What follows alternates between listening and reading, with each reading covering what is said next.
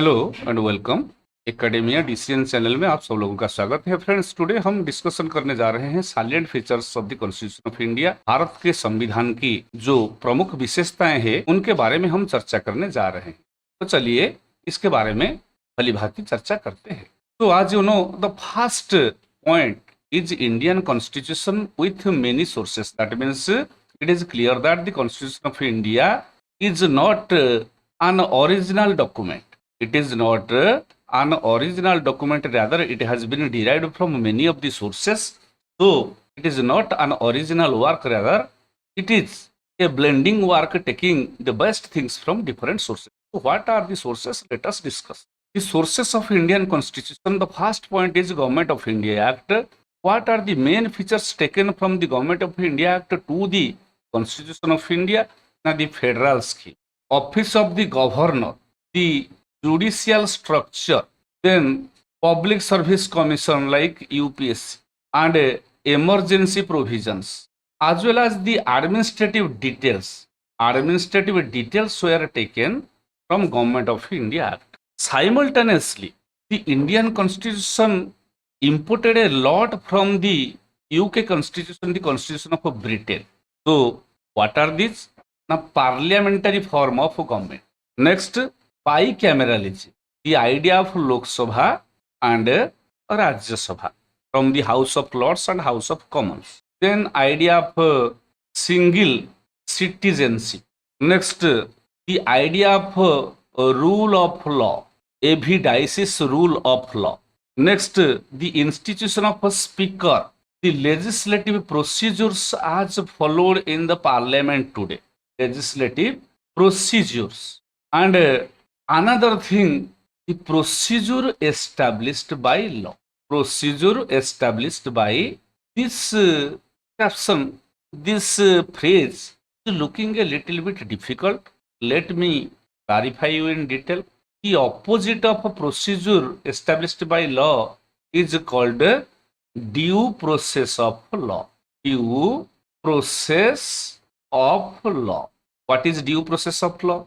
Due process of law means which is basing on the principles of natural justice. Natural justice means which is derived from the nature. For example, a man is getting some human rights. Whether a country gives the person rights or not, being a human by nature, some of the rights have been conferred on the human being on the principles of natural justice. So, the American Constitution put forth more stress on due process of law, and their constitution contains due process of law. But in Indian parlance, it is procedure established by law, means whatever procedure is established by the supreme laws, that is the constitution, that will be applied. For example, the fundamental rights. The fundamental rights in India are derived from the constitution. So, if the constitution denies the fundamental rights, then the citizen may not get the fundamental right. A person will be hanged for any crimes committed, then he would be hanged according to the principle of a procedure established by law, means according to the laws of the land, he may be given punishment. But in due process of law, which is common sense or derived from the natural justice, that is called as a due process of law. Then comes the American Constitution. So, what are the main things contained in the American Constitution which have been taken by the Indian Constitution? From American Constitution, the Charter of the Fundamental Rights, like the Bill of Rights in the American Constitution, have been taken from American Constitution, and the federal structure राष्ट्र संघीय व्यवस्था को American संविधान से लिया गया है, और पावर ऑफ जुडिशियल रिव्यू जो है, न्यायिक पुनरावलोकन जो सुप्रीम कोर्ट का क्षमता है, वो भी अमेरिकन संविधान से लिया गया है। और इंडिपेंडेंट जुडिशियरी निष्पक्ष तथा स्वतंत्र न्यायपालिका, और प्रेसिडेंट आज the commander of the defence forces. Who is commander, supreme commander? Now, president is the supreme commander of the defense forces, has been taken from American Constitution. And one principle is not taken, that is due process of law, because in India it is procedure established by law, the procedure established by the supreme laws of the land, not the natural justice, unlike America. Next comes the Canadian Constitution. From the Canadian Constitution, we just emulated quasi federal features. Means Canada is not a pure federation like the United States of America, and not a unitary state like the United Kingdom. So Canada lies in between, in the middle path, that is quasi federation. So India emulated it from Canada. And the residual power.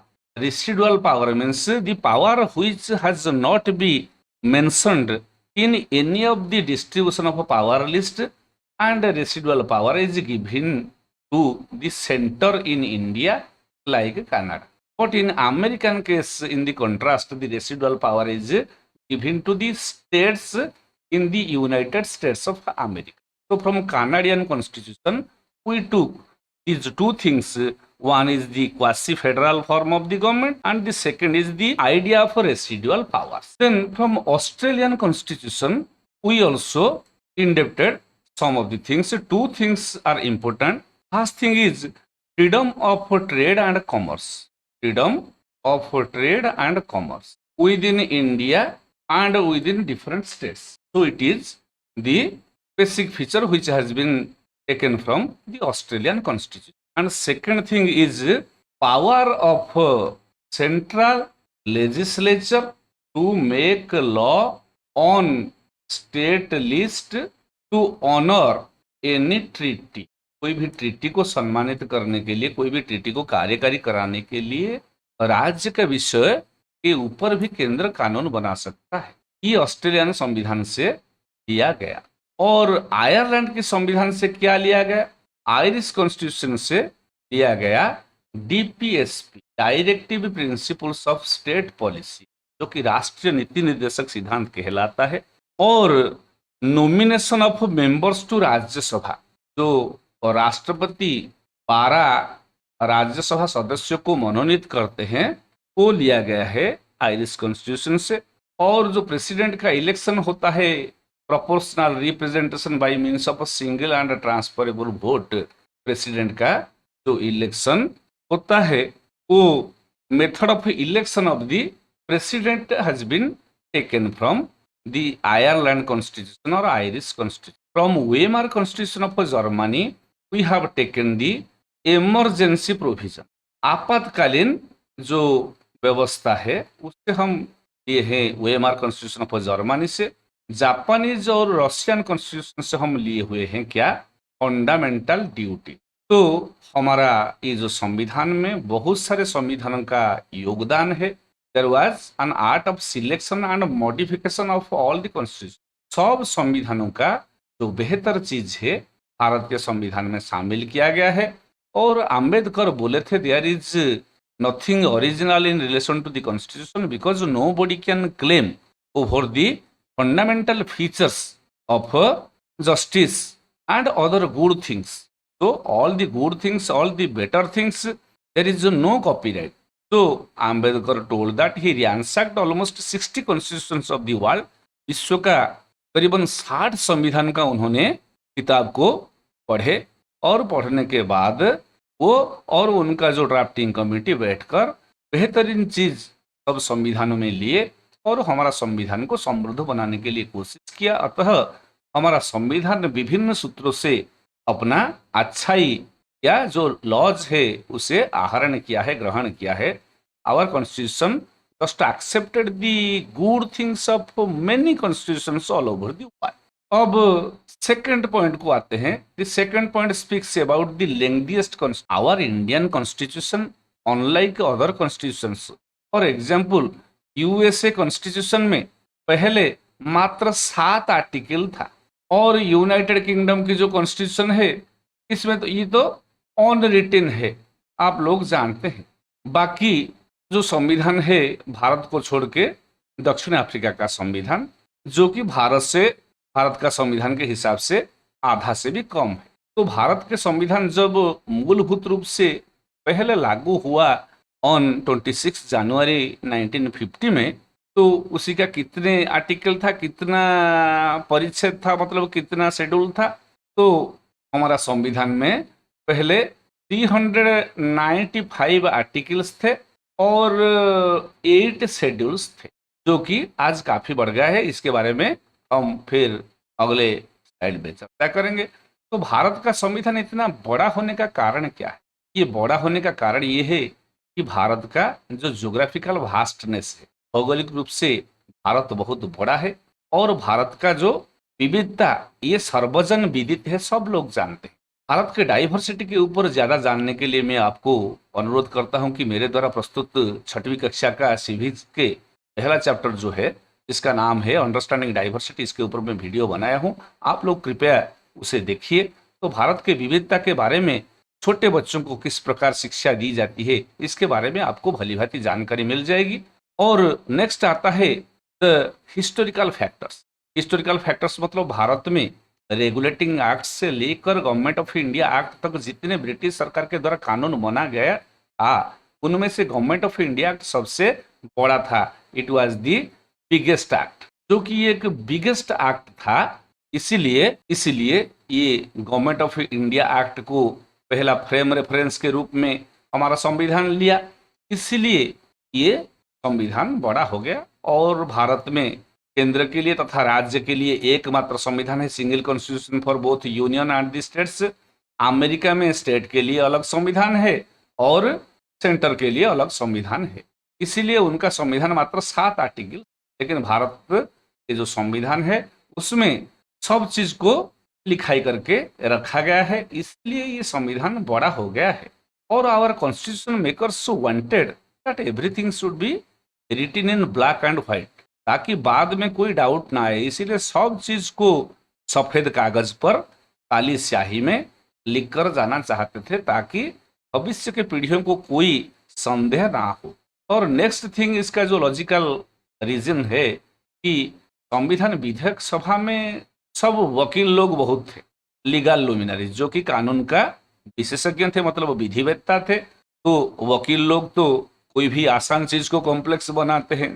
जैसा कि आप लोगों को मालूम है कि पटेल, नेहरू और अंबेडकर, आल्लादी कृष्ण स्वामी आयर, के एम मुंशी, ये सब लोग वकील थे। तो वकील लोग सब चीजों को क्लियर कट लिख के जाना चाहते थे, इसीलिए संविधान में आप देखेंगे वकीलों की भाषा बिल्कुल स्पष्ट होता है उसमें। ये भाषा लिखने के कारण, मतलब ज्यादा क्लैरिफाई करने के कारण, ये संविधान का आकार भी बढ़ गया है। नेक्स्ट चीज ये है कि हमारा संविधान किस प्रकार बल्कि है, मतलब कितना बड़ा है। ओरिजिनली 8 शेड्यूल और 395 आर्टिकल था। 2016 में 12 शेड्यूल और 462 आर्टिकल था। 2019 में देखा गया कि उसमें 470 आर्टिकल, 25 पार्ट और 12 परिच्छेद, मतलब 12 शेड्यूल है। 8 से 12 हो गया, 395 से 470 हो गया।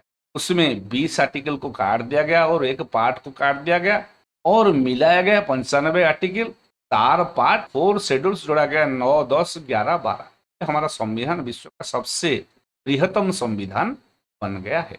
नेक्स्ट पॉइंट आता है blend of rigidity and flexibility. Rigidity flexibility का जो विषय है ये कब आता है ना, संविधान का संशोधन को लेकर आता है।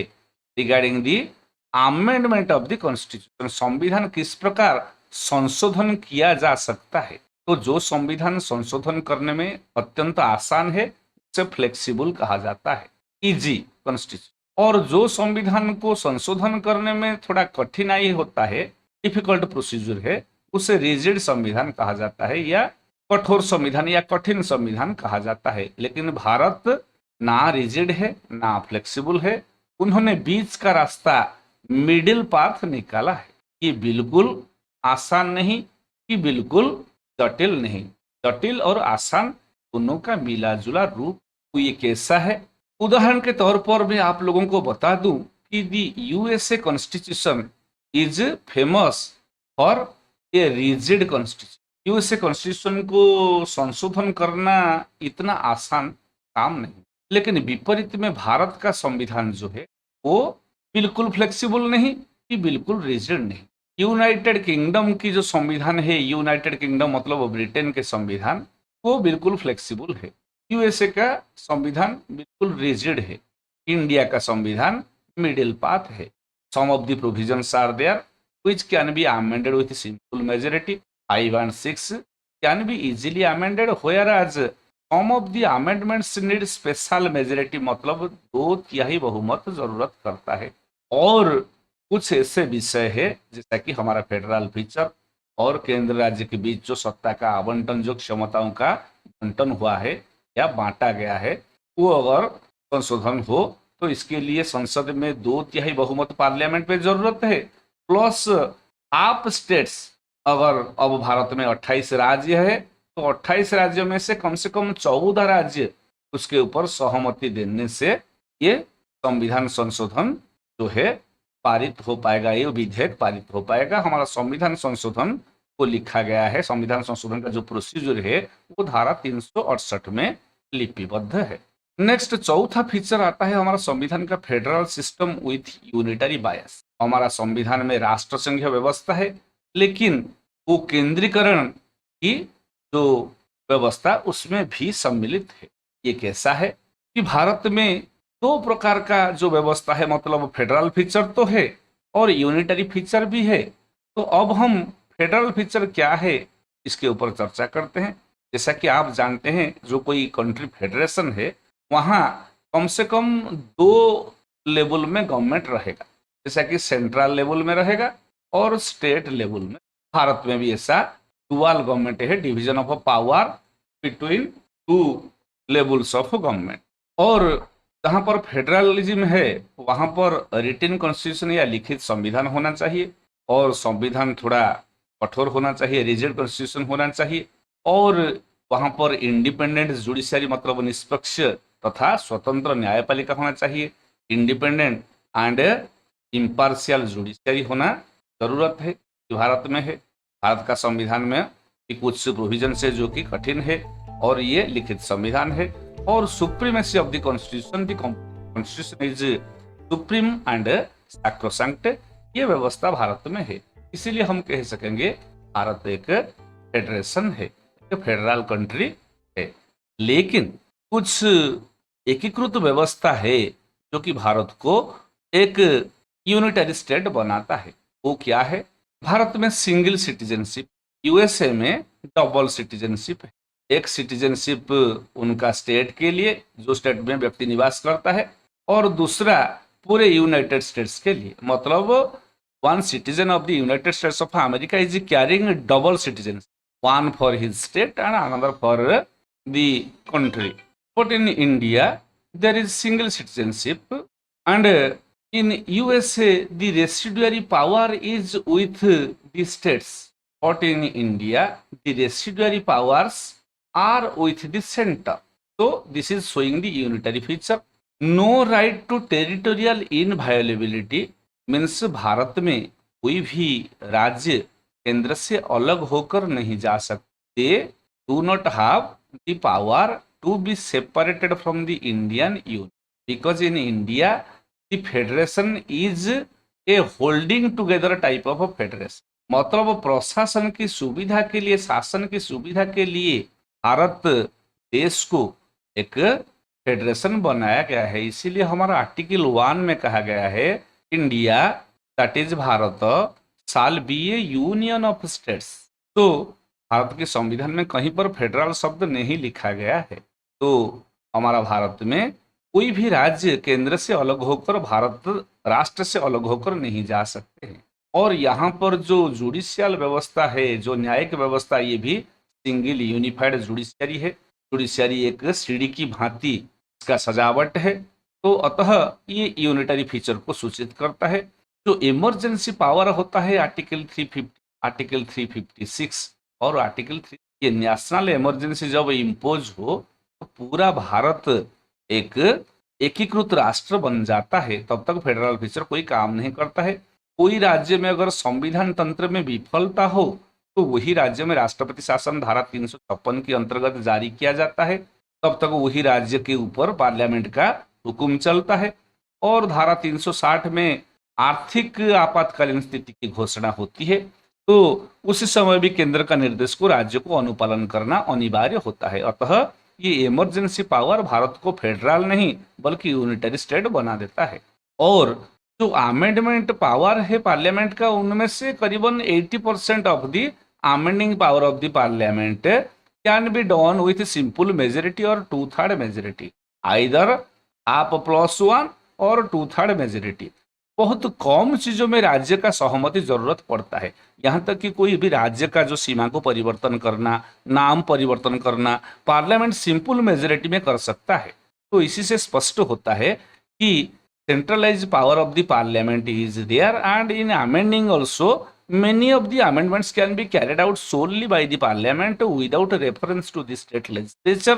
So India is said to be a unitary country. Then in Rajya Sabha different states का जो नॉमिनेशन है, हम बोलते हैं कि काउंसिल ऑफ स्टेट राज्यों का प्रतिनिधि है जो कि राज्यों का स्वार्थ का रक्षा करता है, लेकिन राज्यसभा में जो प्रतिनिधित्व है राज्यों का ये भी अलग अलग है। किसी राज्य का 30-32 है और किसी राज्य का 10-12 है, किसी राज्य का 2-3 है, ऐसा है। लेकिन यूएसए में क्या होता है, उनका सीनेट में हर राज्य का 2-2 प्रतिनिधि जाते हैं। उनके 50 राज्य है, मिलकर 100 सीनेट मेंबर्स होते हैं जो कि उनके जो हाउस ऑफ रिप्रेजेंटेटिव के बराबर होते हैं सत्ता में। लेकिन यहाँ इंडिया में राज्यसभा का जो सदस्य संख्या है वो तो लोकसभा का आधा है, और financially Rajya Sabha is just next to nothing, powerless है। 14 दिन तक कोई भी बिल को वो दबा के रख सकता है और उसी के बाद वो बिल पास हो गया ऐसा माना जाता है। तो इसीलिए राज्यसभा में जो रिप्रेजेंटेशन है वो अनइक्वल है, और साथ ही साथ जो लोकसभा है वो पावरफुल थोड़ा होता है। तो ये यूनिटरी फीचर को सूचित करता है। और जो गवर्नर होते हैं राज्यपाल, ये केंद्र के द्वारा नियुक्त होते हैं राज्य में, और ये 15 दिन में, हर 15 दिन में एक सीक्रेट रिपोर्ट देते हैं राष्ट्रपति, मतलब केंद्र सरकार को देते हैं। तो इस सीक्रेट रिपोर्ट में अगर राज्य में संविधान तंत्र जनित विफलता है तो वहां पर राष्ट्रपति शासन धारा 356 के अंतर्गत लागू हो सकता है। तो इसी से स्पष्ट होता है कि केंद्र का जो पकड़ है राज्य के ऊपर ज्यादा रहता है। और जो ऑल इंडिया सर्विसेज होता है जैसा कि आईएएस, आईपीएस, इनके अधिकारियां राज्य में काम करते हैं, वो केंद्र के द्वारा चयन परीक्षा के द्वारा चुने जाते हैं और राज्य में उन्होंने अपना सर्विस देते हैं। तो केंद्र सरकार का कर्मचारी वो कहलाते हैं। तो केंद्र का भी इनडायरेक्टली ये आईएएस आईपीएस के द्वारा पकड़ राज्य के ऊपर होता है। और कभी जरूरत पड़ने पर भी स्टेट सब्जेक्ट्स के ऊपर जो विषय है उसी को भी पार्लियामेंट उसी पर कानून बना सकता है, क्योंकि अगर वो राष्ट्रीय हित का सुरक्षा के लिए या इंटरनेशनल ट्रीटी को ऑनर करने के लिए हो, तो इसे स्पष्ट होता है कि ये हमारा यूनिटरी पावर्स है। भारत का ये जो फेडरल फीचर को देखकर जो पॉलिटिकल साइंटिस्ट है उन्होंने कुछ अपना मत दिया। ये पहला मत है केसी होयर की। केसी होयर बोले कि एक क्वासी फेडरल कंट्री है, मतलब ये पूरा फेडरेशन नहीं है, आधा है। मोरिस जोन्स बोले कि भारतीय जो संविधान की व्यवस्था में जो फेडरल फीचर है वो बार्गेनिंग फेडरलिज्म है, मतलब राज्यों ने केंद्र के पास बार्गेनिंग करते हैं कुछ अधिक क्षमता पाने के लिए। क्षमता केंद्र के पास होता है, केंद्र जैसा कि चावल डिस्ट्रीब्यूट होता है उसी प्रकार वो डिस्ट्रीब्यूट करता है सत्ता, उसी प्रकार होता है।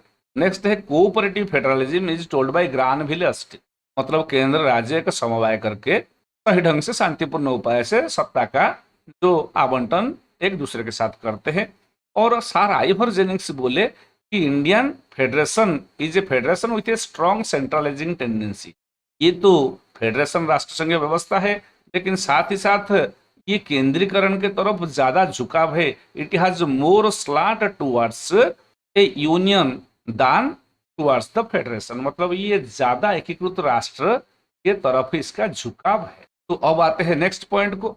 नेक्स्ट पॉइंट है पार्लियामेंटरी फॉर्म ऑफ गवर्नमेंट, संसदीय लोकतंत्रात्मक व्यवस्था।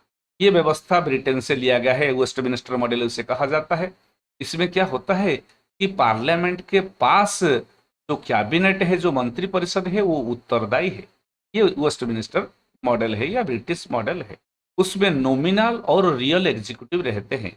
नॉमिनल मतलब नाम के वास्ते, जैसा कि भारत में प्रेसिडेंट और इंग्लैंड में उनका किंग और उनके क्वीन जो भी है, अब क्वीन एलिजाबेथ टू है। उसी प्रकार जो रियल एग्जीक्यूटिव है prime minister in both the country. Next आता है मेजोरिटी पार्टी रूल, जो बहुमत प्राप्त करने वाला दल है वो ही सरकार बनाता है, गवर्नमेंट फॉर्म करता है। और collective responsibility of the executive to the legislature, executive मतलब जो मंत्री परिषद है, जो कैबिनेट है, so to say it is responsible before the legislature for all its acts of omission and commission. अपने हर कार्य के लिए ये उत्तरदायी है लेजिस्लेचर के पास। और उसमें जो जो मंत्रियां हैं वो लेजिस्लेचर के सदस्य है। अगर कोई मंत्री लेजिस्लेचर का सदस्य तात्कालिक नहीं होता है तो बाद में विद इन 6 महीने के अंदर उसको निर्वाचित होकर आना पड़ेगा कोई भी सदन को, अन्यथा वो अपना मंत्री पद खो देगा। नेक्स्ट, यहाँ leadership of the prime minister और द चीफ मिनिस्टर, राज्य के लिए चीफ मिनिस्टर और केंद्र के लिए prime minister, because prime minister is called as a moon among the lesser stars, among the lesser stars। ये टिमटिमाती तारों के बीच ये एक चिकमिक चांद है, मतलब ये सबसे ज्यादा क्षमताधारी है पार्लियामेंट्री फॉर्म ऑफ गवर्नमेंट में। इसमें और भी एक व्यवस्था है, लोअर हाउस जो है वो भंग होता है, ये परमानेंट नहीं होता है। जैसा कि हमारा लोकसभा या राज्य में विधानसभा, ये कतई स्थायी नहीं होता है, ये अस्थायी होता है। और भारत में आप लोगों को मालूम है इसका कार्यकाल 5 साल है। तो नेक्स्ट फीचर की तरफ हम जाते हैं, क्योंकि हम जान गए कि हमारा parliamentary form of government Bharat के संविधान का एक प्रमुख विशेषता है। नेक्स्ट है synthesis of parliamentary sovereignty and judicial supreme. हमारा संसदीय संप्रभुता और न्यायिक प्रभुसत्ता में एक तालमेल हो गया है। मतलब parliament is supreme in relation to making the law as the legislature of the land, whereas the judiciary is also protector of the fundamental rights as well as the watchdog of the constitution। संविधान के सुरक्षा के जागृत प्रहरी के रूप में judiciary काम करता है। तो ये कैसा है, आप जानते हैं कि भारत में जो जुडिशियरी है का स्कोप ऑफ पावर यूएसए से थोड़ा कम है, लेकिन फिर भी जो जुडिशियल रिव्यू है, न्यायिक पुनरावलोकन है, इसी के आधार पर कोई भी कानून अगर संसद के द्वारा बनाया जाए, अगर वो संविधान की मूलभूत कानून का विरुद्धाचरण करता है तो उसी स्थिति में जुडिशियरी वह कानून को अल्ट्रा वायरस या ऑन कॉन्स्टिट्यूशनल डिक्लेयर कर सकता है। कहने का मतलब है कि अगर कोई भी कानून संसद के द्वारा बनाया गया, देखा गया जुडिशियरी के द्वारा कि वह कानून संवैधानिक मूल कानून का उल्लंघन करता है या उससे हनन करता है, उस स्थिति में जुडिशियरी या सुप्रीम कोर्ट का ये पावर है कि वह संसद के द्वारा बनाया गया वह कानून को गैर संवैधानिक बता के वही कानून को बंद कर सकता है। वो कानून को अनकॉन्स्टिट्यूशनल करार दे के, अनकॉन्स्टिट्यूशनल दर्जा दे के वो कानून काम नहीं कर पाएगा, इसका व्यवस्था कर पाएगा। ये पावर है, ये मोंटेस्क्यू का जो सेपरेशन ऑफ पावर है, सत्ता का आवंटन विधि व्यवस्था के अंतर्गत किया गया है। हालांकि अमेरिकन सुप्रीम कोर्ट के हिसाब से भारत के सुप्रीम कोर्ट को थोड़ा कम जुडिशियल रिव्यू का पावर है, फिर भी भारत के जो जुडिशियरी है वो भी निष्पक्ष है और वो भी प्रभुसत्ता संपन्न है, वो भी क्षमताशाली है। एक ही अंतर है, USA due process of law है और इंडिया में प्रोसीजर एस्टैब्लिश्ड बाय लॉ है। भारत में जुडिशियरी जो अपना सत्ता आहरण करता है वो संविधान से करता है। और आप लोगों तो जानते हैं अमेरिका में प्रिंसिपल ऑफ जो नेचुरल जस्टिस है उससे जुडिशियरी अपना क्षमता प्राप्त करता है और नागरिक भी अपना अधिकार प्राप्त करते हैं वही ड्यू प्रोसेस ऑफ लॉ से।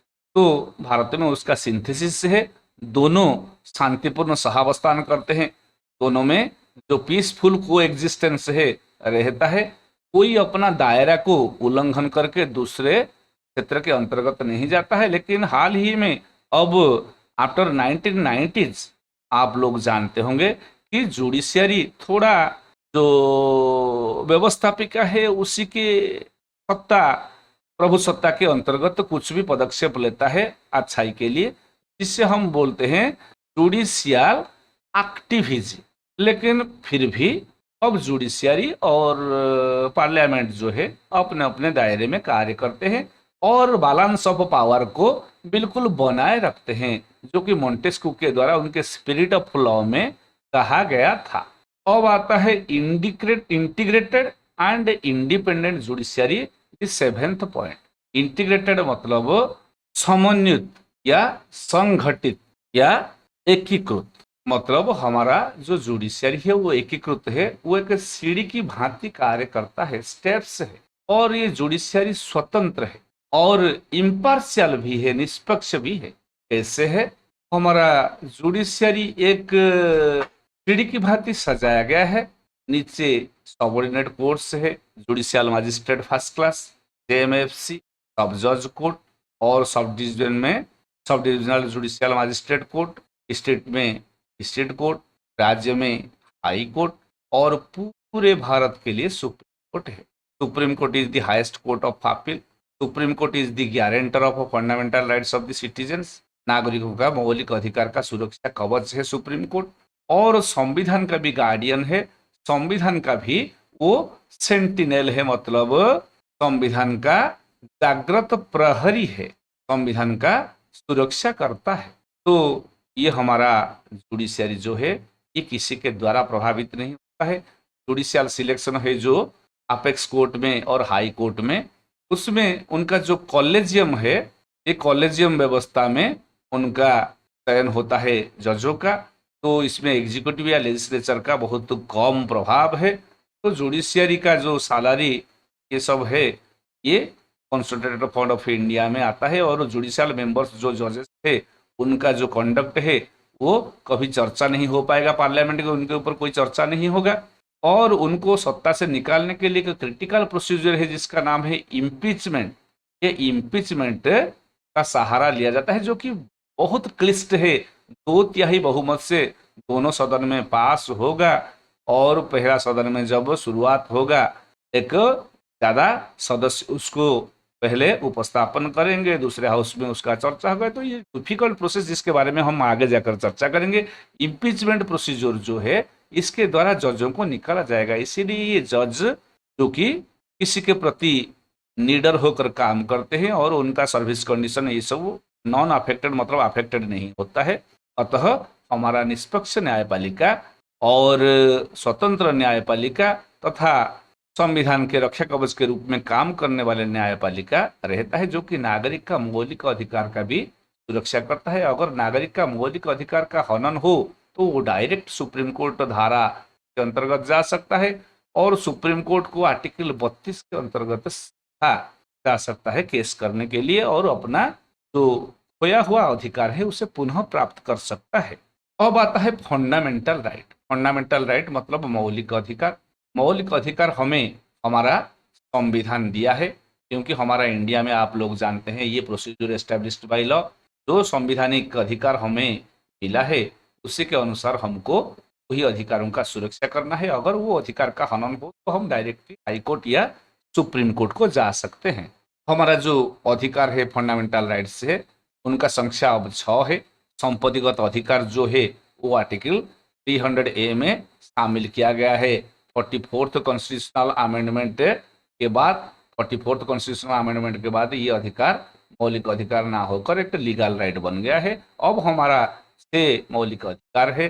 समानता के अधिकार, स्वतंत्रता के अधिकार, शोषण विरोधी अधिकार, धार्मिक स्वतंत्रता के अधिकार, शैक्षिक और सांस्कृतिक अधिकार और संवैधानिक उपचारों के अधिकार। ये जो 6 अधिकार है, ये अधिकारों में से 5 अधिकार है और ये जो लास्ट है ये है उनका मेडिसिन। मतलब ये 5 अधिकार है। अगर ये 5 अधिकार को कोई डिजीज होता है तो हम राइट्स टू कॉन्स्टिट्यूशनल रेमेडीज का मेडिसिन खाकर ये अधिकार को फिर अच्छा कर सकते हैं। मतलब ये रेमेडीज के अंतर्गत under article 32 we can directly approach the supreme court to get back our lost rights and the person at fault or the institution at fault for encroaching upon our rights may be punished, and to High Court also we can approach directly under a writ petition. And in the Constitution, for protecting the fundamental rights, there are 5 writs: habeas corpus, mandamus, prohibition, certiorari, and quo warranto. These 5 writs are protecting the fundamental rights of the citizens. हमारा fundamental rights का जो विशेषताएं क्या है, what are the natures of the fundamental rights, इसका स्वरूप क्या है। ये फंडामेंटल राइट हमारा राजनीतिक है, पॉलिटिकल है, और ये एक्सक्लूसिव नहीं है, ये निरंकुश नहीं है, उसमें रीजनेबल रेस्ट्रिक्शन लग सकता है और पब्लिक ऑर्डर एंड मोरालिटी, बृहत्तर स्वार्थ के लिए ये अधिकार के ऊपर जो अंकुश लग सकता है। और ये जो अधिकार ही जस्टिसिएबल है, in case of their violation you can approach the court, and there are writ petitions, writ provisions, 5 writs are there: habeas corpus, mandamus, prohibition, certiorari and quo warranto. And ये जो अधिकार है, ये अधिकार हमको नेचुरल जस्टिस नहीं दिया है, हमको बल्कि संविधान दिया है। ये अधिकार संविधान से हमको प्राप्त हुआ है। जरूरी स्थिति में, आपातकालीन स्थिति में ये अधिकार को सस्पेंड किया जा सकता है। 20 और 21 तो है ये freedom from arbitrary arrest and detention and non double party, मतलब एक ही अपराध के लिए डबल पनिशमेंट नहीं होगा यह। और article 20 right to life and liberty, जैसा कि धारा 21 में कहा गया है कि no person shall be deprived of his life and personal liberty except according to procedure established by law. इसका मतलब जो प्रोसीजर एस्टेब्लिश्ड बाय लॉ, मतलब कानून के तहत कोई भी व्यक्ति को कानूनी क्षमता के बिना, मतलब संविधान से दिया हुआ क्षमता के बिना किसी का जान या उसका स्वतंत्रता को छीना नहीं जा सकता है। अगर आप अपराध करते हैं तो कानून के अंतर्गत जो दंड है आपको मिलेगा। तो बिना कारण में आपका जान और आपका स्वतंत्रता को कोई नहीं ले सकता है। अगर कोई लेगा, अगर आपको फांसी होगा तो कानून के अंतर्गत होगा, अगर आप कोई अपराध किए होंगे।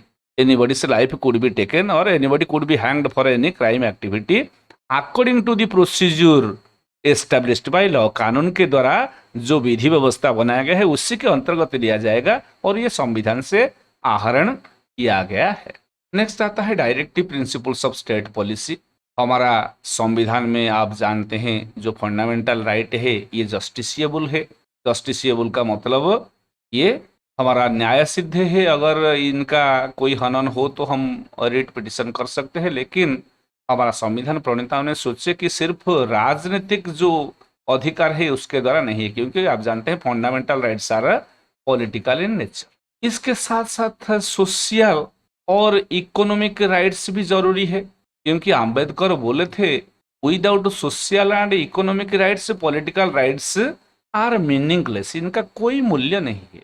इसी प्रकार हमारा भारत के संविधान निर्माताओं ने व्यक्ति की सामाजिक और अर्थनैतिक अधिकार को सुनिश्चित कराने के लिए, व्यक्ति की गरिमा को बरकरार रखने के लिए राष्ट्रीय नीति निर्देशक सिद्धांत की परिकल्पना किया था। उनमें लिबरल डेमोक्रेटिक प्रिंसिपल है, गांधीयन प्रिंसिपल है, और इंटरनेशनल जो ट्रेटी को सम्मानित करने के लिए कुछ पदक्षेप लिया जाएगा, इसी को उन्होंने सम्मानित करते हुए कुछ सिद्धांत बनाया, और गवर्नमेंट उन्हें सम्मानित करेगा, मतलब इसके ऊपर कानून बनाएगा। जैसा कि आप लोगों को मालूम है, जब हमारा देश आज़ादी प्राप्त किया था, संविधान लागू हुआ था, तब तक शिक्षा के जो अधिकार ये धारा 45 में डीपीएसपी में शामिल था। 2002 86वां संविधान संशोधन के अंतर्गत राइट टू एजुकेशन बनाया गया 86 कॉन्स्टिट्यूशनल अमेंडमेंट में, और उसका एक फॉलोअप लेजिस्लेशन आया 2009 में, जिसका नाम है RTE, right to education act 2009। ये 86वां संशोधन के बाद उसको फॉलो करके आया। तो जो पहले डीपीएसपी में था, बाद में उसका स्थान परिवर्तन होके धारा 21A में उसे शामिल किया गया। अब 6 से 14 साल तक की उम्र के कोई भी भारतीय बच्चा वो शिक्षा ग्रहण करना उसके लिए मुफ्त तथा अनिवार्य है। तो ये डीपीएसपी हमारा राष्ट्रीय नीति निर्देशक सिद्धांत सामाजिक और अर्थनैतिक न्याय नागरिकों को दिलाने के लिए कुछ दिशा निर्देश हर सरकार को देता है, जो कि सरकार अपने रिसोर्सेस के अनुसार अनुपालन करते हैं। अब आप जानते हैं राइट टू वर्क जो है, राइट टू वर्क भी 2005 से दिया गया है। और आप जानते हैं Mahatma Gandhi national employment guarantee act, तो नरेगा हम उसको बोलते हैं, वो लागू हो गया है। कम से कम जो बीपीएल व्यक्ति है एक साल में 100 दिन काम करने के लिए उससे व्यवस्था किया जाएगा। राष्ट्र उसको 100 दिन काम देगा और अपना घर के 5 किलोमीटर की जो रेडियस है उसमें देगा। और अगर 15 दिन के अंदर काम नहीं दे पाएगा तो उसे बेकारी भत्ता भी, बेरोजगारी भत्ता भी देगा। तो इसी प्रकार डीपीएसपी जो है भारत में इकोनॉमिक और सोशल जस्टिस लाने के लिए प्रयास किया है। डीपीएसपी को बनाते हुए आम्बेडकर बोले कि एक नोवेल फीचर है, ये पार्ट 4 में संविधान में है, इसलिए ये ऑन जस्टिसिएबल या हम कह सकते हैं ये नॉन जस्टिसिएबल है। और ये सोशल इकोनॉमिक डेमोक्रेसी को प्रोत्साहित करता है, ये नॉन जस्टिसिएबल है। मिनर्वा मिल केस 1980 में बोला गया कि फंडामेंटल राइट और डीपीएस के बीच तालमेल रख के, बैलेंस रख के सरकार कदम उठाना चाहिए। अब इसके बाद आता है हमारा फंडामेंटल राइट्स। आज you know fundamental rights are supreme and sacrosanct because they are very much sacred for an individual and Bharat में उसको प्रोसीजर एस्टैब्लिश्ड बाय लॉ के अनुसार दिया जाता है। संवैधानिक अधिकार के द्वारा हमको ये प्राप्त हुआ है। जब कोई अधिकार देश का सर्वोत्तम कानून में, if any of these rights are, इसके बाद आता है फंडामेंटल ड्यूटीज, मौलिक कर्तव्य। आप जानते हैं rights and duties are corollary to each other. अगर आप जो अधिकार का उपयोग करते हैं तो आपको कर्तव्य करना पड़ेगा। एक का अधिकार दूसरे का कर्तव्य, उसके अनुसार आप जानते हैं फंडामेंटल ड्यूटीज होना चाहिए। लेकिन हमारा मूल संविधान में फंडामेंटल ड्यूटी रखा नहीं गया था। 42वां संविधान संशोधन 1976 में इंदिरा गांधी के प्रधानमंत्रित्व के काल में करण सिंह कमेटी को बिठाया गया था। उन्होंने रेकमेंड किया था, उनका रेकमेंडेशन को ग्रहण करते हुए 10 मौलिक कर्तव्य बनाया गया, जैसा कि हमारा संविधान को सम्मान करना, राष्ट्रीय ध्वज और राष्ट्रीय संकेत को सम्मानित करना, राष्ट्र का सुरक्षा करना, जरूरत पड़ने पर राष्ट्र के लिए युद्ध करने के लिए भी तैयार होना, भारत की विविधताओं को सम्मान करना और भाईचारा को बढ़ावा देना, महिलाओं को अच्छी व्यवहार करना, प्राकृतिक संपद जो है उसका सुरक्षा करना और पर्यावरण का सुरक्षा करना, हर क्षेत्र में प्रगति करने के लिए कोशिश करना। और एक अनदर ड्यूटी बन गया 2002 86वां संशोधन के बाद कि अगर आप एक पालक है, मतलब आपका बच्चा 6 से 14 साल की उम्र की बीच में है या 6 साल हो गया है, आप क्या करेंगे, उसको पढ़ाने के लिए जो पास में जो विद्यालय उसमें दाखिला कराएंगे, उसको दूसरा कोई काम नहीं कराएंगे, क्योंकि बच्चा का अधिकार है शिक्षा प्राप्त करना, मुफ्त तथा अनिवार्य शिक्षा। तो इसी प्रकार अब कुल मिलाकर 11 मौलिक कर्तव्य है, लेकिन ये नॉन जस्टिसेबल है।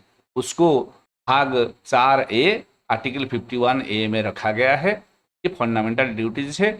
इससे जापानीज या जो रशियन कॉन्स्टिट्यूशन से दिया गया है, क्योंकि कम्युनिस्ट सरकार में फंडामेंटल ड्यूटीज के ऊपर ज्यादा गुरुत्व या अहम दिया जाता है। नेक्स्ट आता है जो 11th पॉइंट है, वो है सेकुलर स्टेट या पंथ निरपेक्ष राष्ट्र। भारत किस प्रकार एक पंथ निरपेक्ष राष्ट्र है? भारत का कोई स्टेट रिलीजन नहीं है। सेकुलरिज्म का जो डेफिनेशन है, स्टेट माइनस रिलीजन। जिस राष्ट्र का कोई राष्ट्र धर्म नहीं होता है, राष्ट्र कोई भी धर्म के प्रति अपना झुकाव जो है, अपना स्लांट जो है, अपना जो सहयोग है नहीं दर्शाता है। धर्म का मामला जो है ये व्यक्तिगत होता है, नागरिक का खुद का होता है, तो उससे कहा जाता है एक सेकुलर कंट्री। भारत में नागरिक का धार्मिक स्वतंत्रता के अधिकार धारा 25, 26, 27, 28 में है।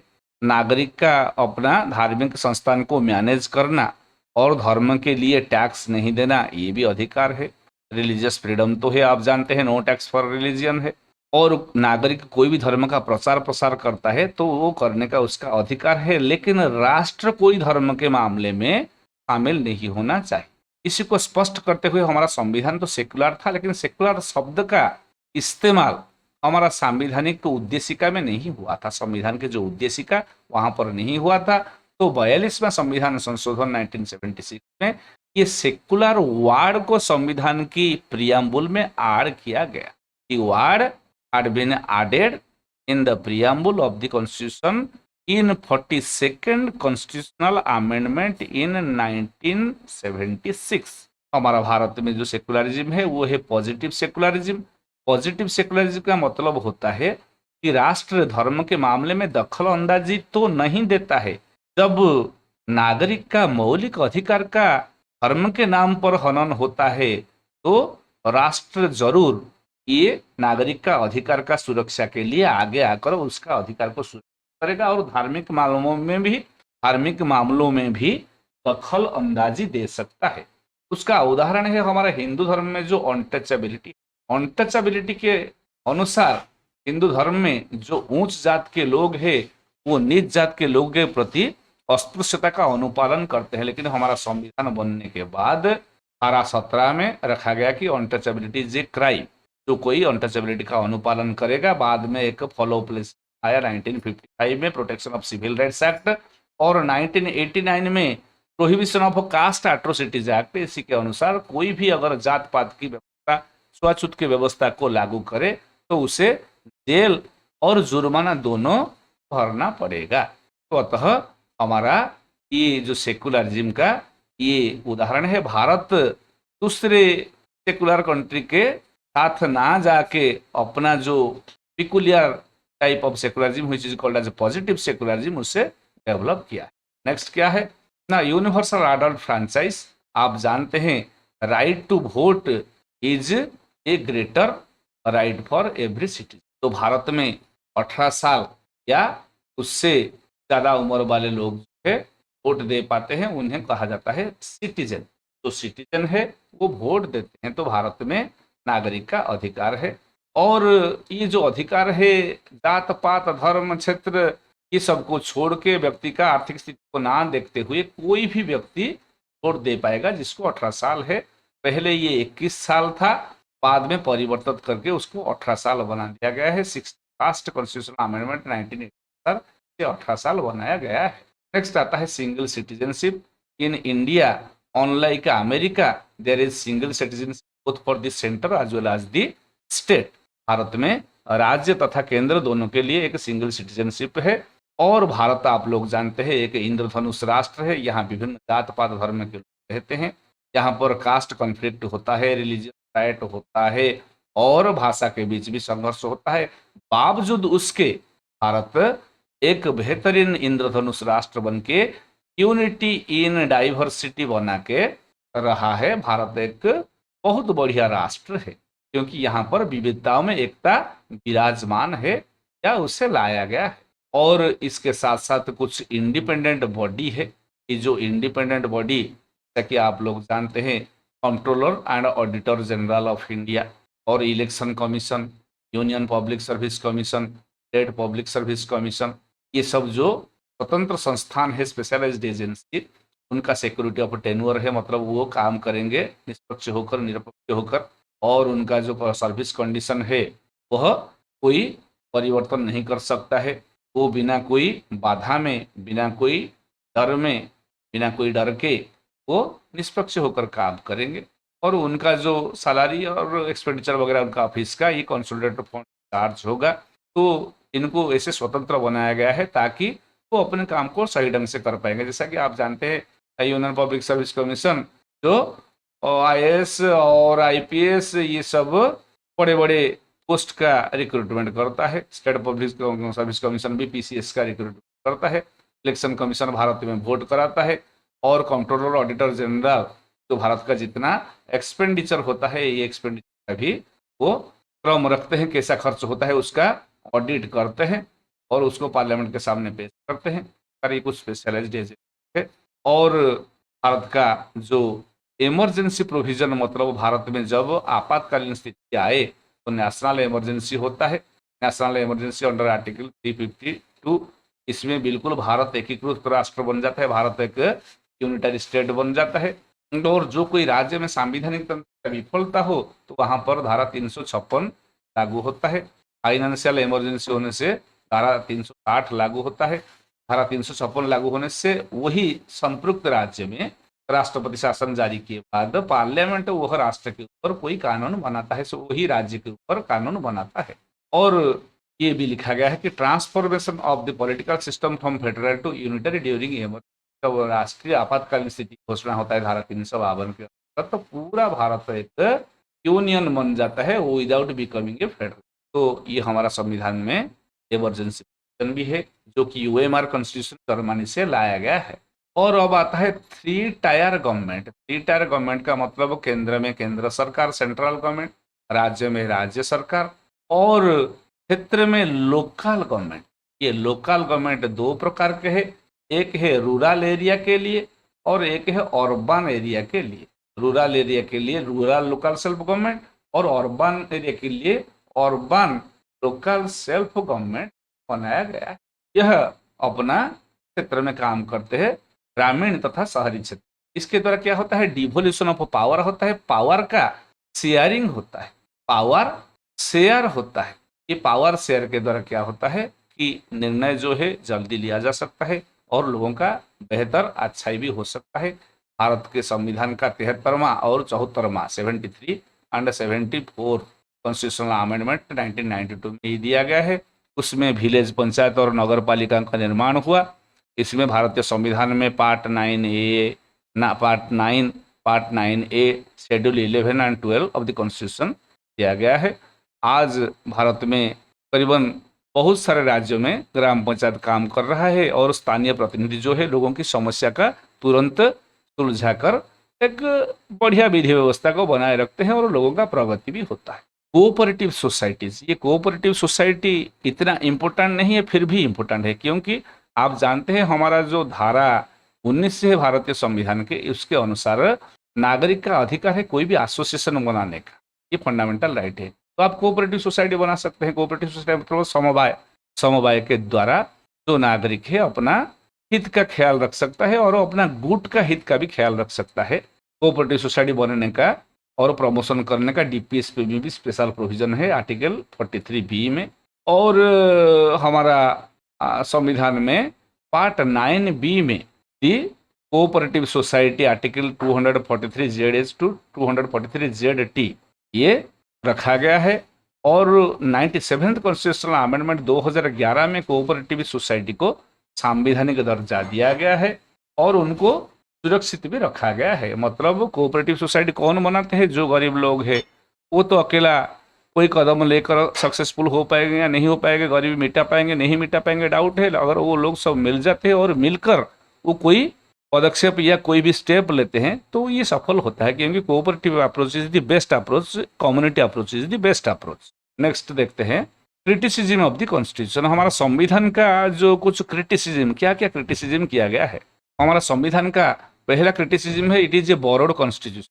ये उधार की जिंदगी है, मतलब बहुत सारे संविधानों से उधार लिया गया है। अमेरिकन संविधान, ब्रिटिश संविधान, Canadian constitution, Weimar constitution, Germany, Ireland constitution, Japanese constitution, Russian constitution.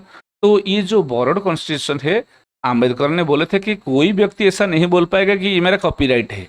जो कानून है, जो अच्छाई है, ये अच्छाइयों के ऊपर कोई व्यक्ति का कॉपीराइट नहीं है। Truth, non violence, kindness, these are the universal values, moral values, nobody can claim.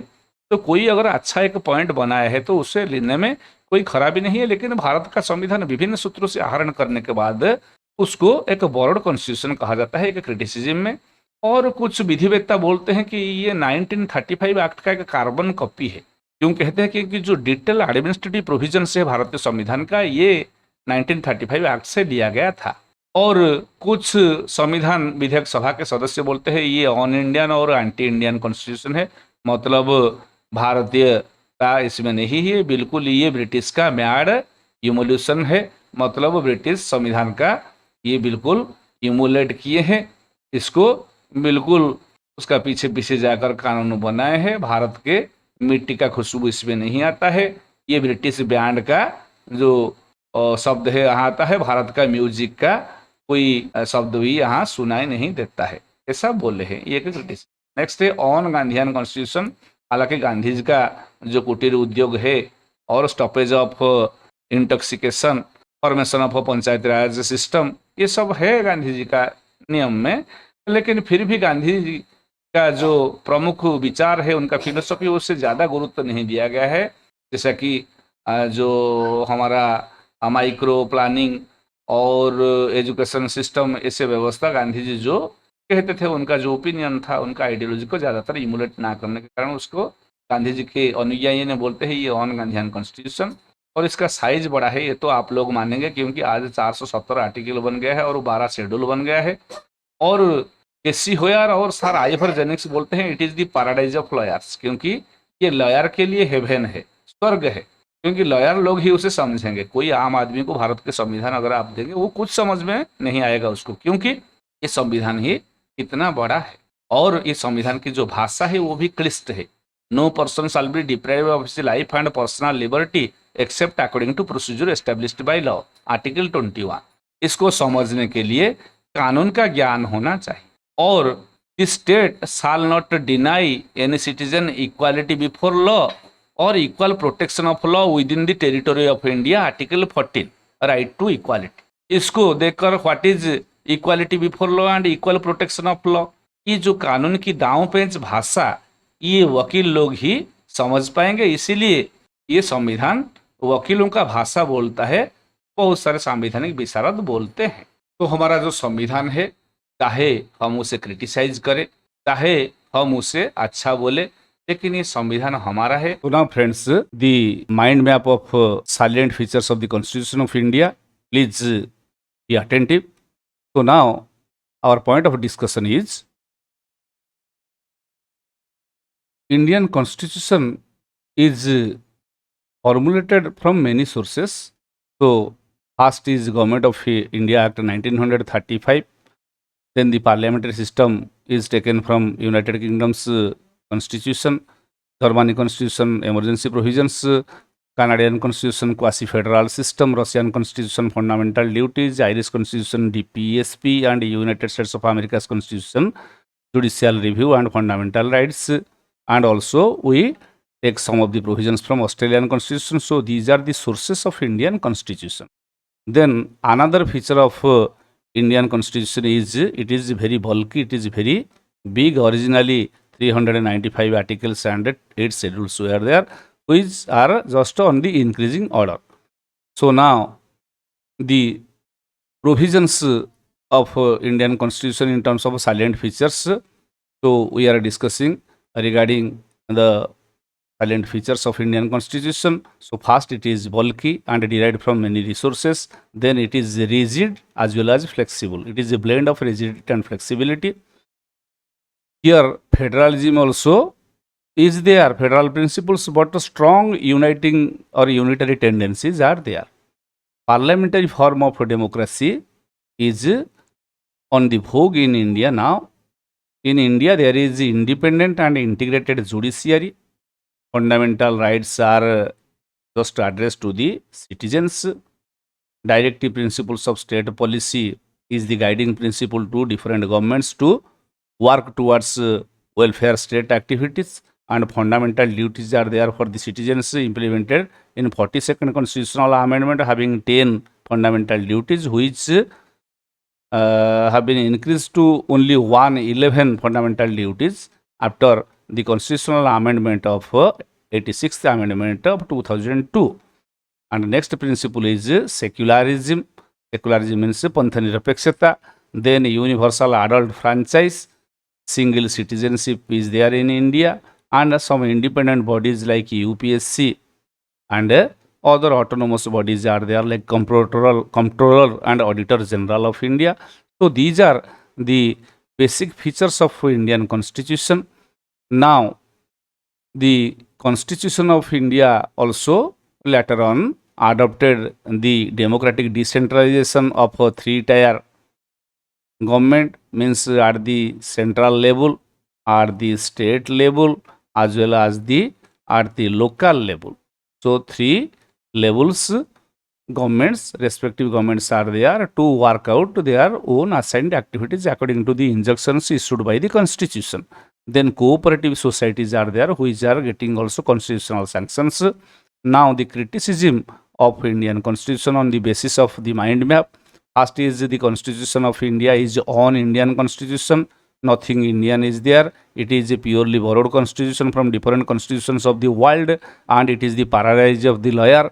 Means the lawyers can take benefit from this constitution, and a layman cannot understand the constitution. Then it is an elephantine constitution. It is a very big constitution, unlike other constitutions of the world. So Indian constitution is different, and it is a unique constitution, so to say.